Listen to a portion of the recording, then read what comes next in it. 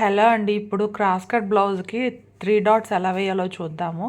ఇప్పుడు మనం మార్కింగ్ చేసుకున్న విధంగా ఫస్ట్ మెయిన్ డాట్‌ని వేయాలనమాట. మెయిన్ డాట్ వేస్తే ఫిట్టింగ్ కరెక్ట్‌గా వస్తుంది.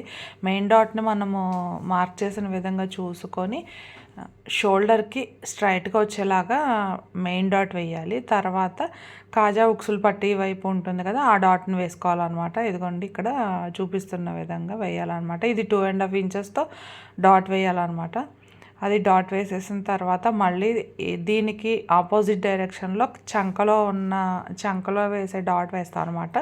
ఆ డాట్ని కూడా సరి చేసుకుని పట్టుకుంటూ కరెక్ట్గా ఈ రెండు మధ్యలోకి ఆ డాట్ వచ్చేలాగా చూసుకోవాలి. అప్పుడే మనం క్రాస్ కట్ బ్లౌజ్ వేసుకుంటే ఫిట్టింగ్ చాలా బాగా వస్తుంది.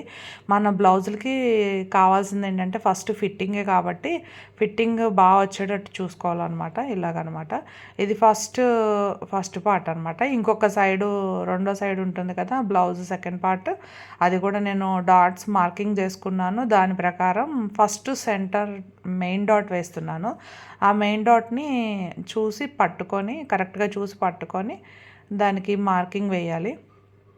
అది మార్కింగ్ వేసిన తర్వాత మళ్ళీ ఉక్సు వైపు డాట్ వేయాలన్నమాట. ఈ రెండు వాళ్ళ చెస్ట్ని బట్టి డాట్ మార్కింగ్ అనేది వస్తుందన్నమాట. మనకి బ్లౌజ్ ఫిట్టింగ్ బాగుండాలంటే కరెక్ట్గా వేసుకోవాలన్నమాట మార్కింగు. ఏమైనా తేడా వస్తే బ్లౌజు ఫిట్టింగ్ సెట్ అవ్వదన్నమాట. ఇప్పుడు ఇది చంకలో డాట్ అనమాట. చూడండి ఇలా పావించుతో ఉంటుందన్నమాట. అలా పావించుతో తీసుకొని డాట్ని కుట్టాలి.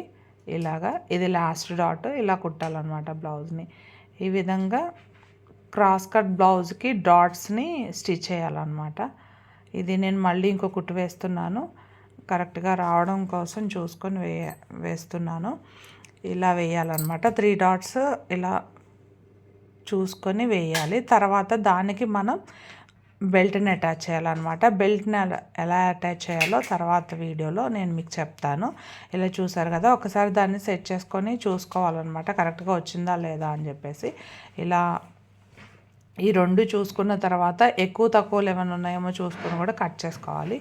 ఈ విధంగా చేయాలన్నమాట. నా వీడియో మీకు నచ్చినట్టయితే లైక్ చేయండి, షేర్ చేయండి, కామెంట్ చేయండి, సబ్స్క్రైబ్ చేయండి. Thank you.